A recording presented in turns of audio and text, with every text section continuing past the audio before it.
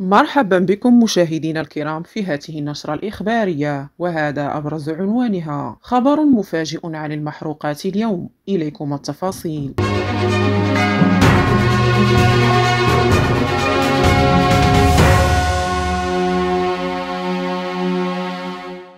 ارتفعت أسعار النفط الخام نحو 1% خلال تعاملات اليوم الثلاثاء 6 دجنبر 2022، بعد أن هبطت ما يقارب 4% في الجلسة السابقة، ويأتي ذلك بعد أن خفف تنفيذ العقوبات على النفط الخام الروسي المنقول بحرا المخاوف بشأن فائض المعروض، في وقت بدأت فيه الصين تخفيف القيود المفروضة بشأن فيروس كورونا، ما دعم توقعات الطلب بحلول الساعة 7:41 صباحا بتوقيت غرينتش. ارتفعت أسعار العقود الآجلة لخام برنت القياسي تسليم شهر فبراير 2023 بنحو 0.97% إلى 83.48 دولارا للبرميل، كما زاد سعر العقود الآجلة لخام غرب تكساس الأمريكي تسليم يناير 2023 بنسبة 0.82% إلى 77.56 دولارا للبرميل، وفق البيانات التي اطلعت عليها منصة الطاقة المتخصصة.